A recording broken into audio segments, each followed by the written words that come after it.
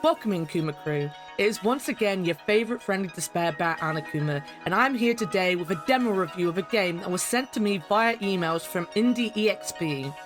This game being Casebook 1899. Now, I'm not going to lie, with one thing and another, I haven't been paying much attention until recently to my keymailer, Lurkit, or indeed my business email that I kind of forgot I even made and put onto my YouTube, and I missed a bunch of things that were sent my way. So when I saw Casebook in my emails, I thought I should start making some good faith moves back to those trusting me with their games, but I wasn't expecting much from it. Man, was I wrong. Casebook 1899 is a German adventure game set in 1899 in Leipzig. We play as Inspector Kreise, and the demo covers the first chapter of the game, where you have to uncover who killed Edward Ulrich. Indeed, if he's been killed, and this isn't some kind of dreadful automobile accident. What I really liked was I didn't really know what I was getting into when I started. You get this really nice opener and then suddenly everything gets dark and we're in this room outlined in blue. That is because the inspector is telling his story to this lady here who is blind. So to show us the world according to her, everything is in the dark till it makes a noise and she can figure out where something roughly is from the sound of it. Now this is a really cool thing to do. Then we pop back into the beginning of the story that the inspector is telling and everything is back to normal. It has this beautiful pixel art that a lot of games are going for nowadays, very retro and easy on the eyes, amazingly detailed backgrounds with much more plainer sprites for characters. For me, it worked really well, just for the time zone it is meant to be in more than anything else. It feels old-fashioned, it feels like something in the 1890s. Hell, the bridge area itself was so good. It had this fog in the background and smoke coming out of the chimneys. So much details added to everything. It was impressive. It got the vibes of what it was going for so well. Now the game will ask you if you want the game in German, English or Italian before you start. I couldn't pick Italian, not that I can read or speak Italian, but I was legit talking about learning Italian through games just before I started playing the demo, so I was going to play it in Italian for a laugh. I don't know if the Italian version just isn't ready yet, or if the button is broken, but I thought I'd mention that you cannot pick Italian. That all being said, only the subtitles will change. The game is voice acted, but it's voice acted in German. It isn't fully voice acted either. Most cutscenes and important moments are voice acted, but a lot of the time you'll just get a grunt from the character about to talk, and are then left to read the message yourself. I like this hybrid of voice acting and silence. Honestly, I didn't even mind if the voice acting was in German. In a way, it was some of the best voice acting I've heard. Und wenn mich nicht alles täuscht, habe ich auch gerade die Schlüssel des Kommissars im Schloss gehört.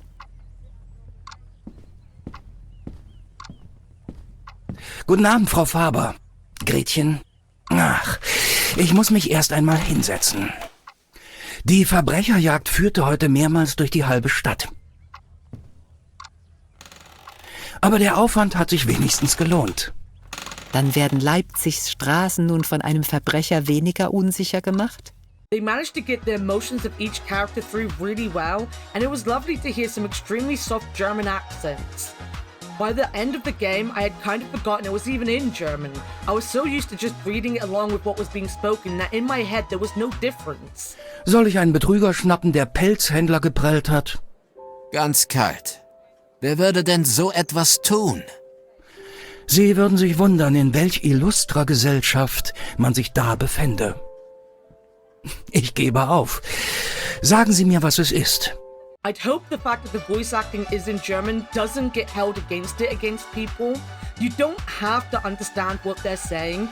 As I said, the emotion comes through, the voice acting is really good, and you always have your subtitles there in front of you. Just read it. So many point-and-click games aren't even voice acted. It's not going to change anything. Not that anyone has held it against it yet. I just don't want it to be because I really enjoyed it. I loved listening to it. I loved reading along to it. And to be fair, it's a good way of learning a new language. Casebook very much blends the Progress Sherlock Holmes game mechanics into a 2D point-and-click game. And you know what? It might be one of the cleanest, easiest to understand, and fun games that try to use that mechanic. You have your right click to look, left to interact options, there is a hotspot detector, though it is in the form of your Watson, I guess. I'll talk about that in a moment. An inventory is just to scroll up on the mouse wheel, and your casebook is to scroll down on the mouse wheel. Seriously, whoever implemented that is a genius. It was so easy to use and understand, and whilst I kept scrolling down for the inventory instead of up, it was something I could get used to. I love the ease of access without a load of pointless feeling button presses. Everything being mouse activated just made life so much easier. This isn't new, there are games that will use the mouse wheel for inventories and stuff, but it's rare, and I wish it wasn't as rare as it is. Your inventory pops up at the bottom of the screen, and it's never more than a few items long. There are inventory puzzles, but a lot of your inventory items are there just for the investigation's sakes or to show people. It is a very well done and simple inventory system. Your casebook is basically your mind palace and will be where you find out more questions to ask the suspects or indeed start to fill out the deductions on this page. Again, all looking very Holmes-like, but somehow easier to navigate. So on this page, you can pick and choose what you are thinking. Do you think he was poisoned? Do you think his brakes were cut? Each will take you down a path of deduction that will finally lead to one person being blamed for the murder of a victim, or indeed both of them. It is all very clean, very tidy, and easy to use. Like honestly, I wasn't expecting much from a game that popped up in my emails, but this was one of the better crafted and easily accessible games I've ever played. Not just that, the story makes sense and you can follow it easily enough.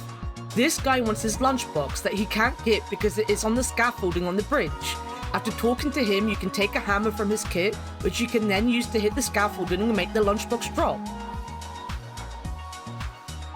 Super simple, and as long as you're constantly thinking about what you can and can't interact with, you'll be fine. Interrogating characters is interesting.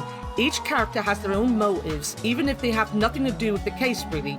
Again, the guy just wants his sandwich. They'll have their own qualms, and you have a variety of things to ask them about. Again, tidy, easy, and well presented.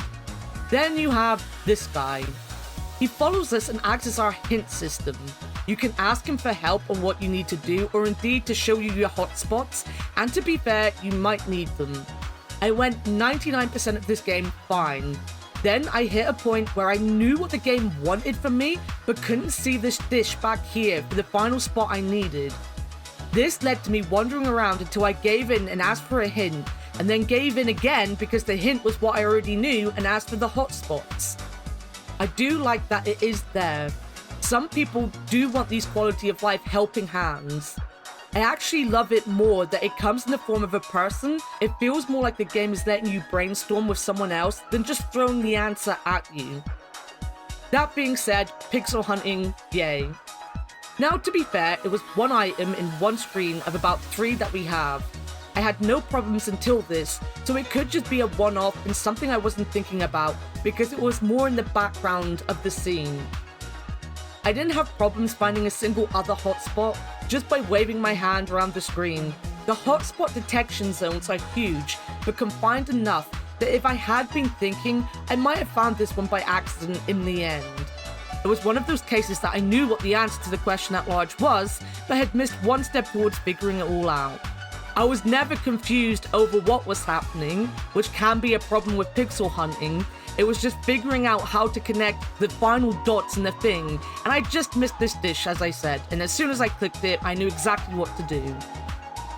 Our final thing to talk about, as always, will be the map, because for some reasons, talking about maps is the most important thing for me in games this year. It has a good one. It is basically a roadmap of Leipzig, with pins in it and the areas that you have to visit. The pins stand out well enough, and it has an old-fashioned feel to it. It isn't the most fancy, but it does the job and keeps within the vibe of the game really well. Very decent map, would map again. In fact, you know what? This one actually really reminds me of Broken Sword's map, and Broken Sword is my favorite game, so hats off to that. And I don't know why maps and travel screens are so important to me now, but they really are, and I will continue to talk about them. Casebook 1899 doesn't have a release date yet, but the demo is out for people to try on Steam, and the link to the Steam page is in the description below. Thank you so much again for pointing me in the direction of this demo, and I'm going to be honest that this is going to be a must-play when it releases, hopefully in 2025, but I'm happy to wait. This is a good game, go check it out. That is all from me today though. If you want to continue to support this bear here, then please feel free to like this video, drop a comment below on whether you talk to a police inspector for a sandwich or not, and subscribe.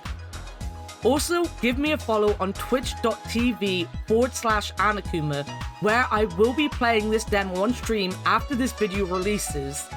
I'm planning ahead, which is why this video is releasing at a weird time on a weird day. Special. Till next time though, thank you for watching as always, and bye bye.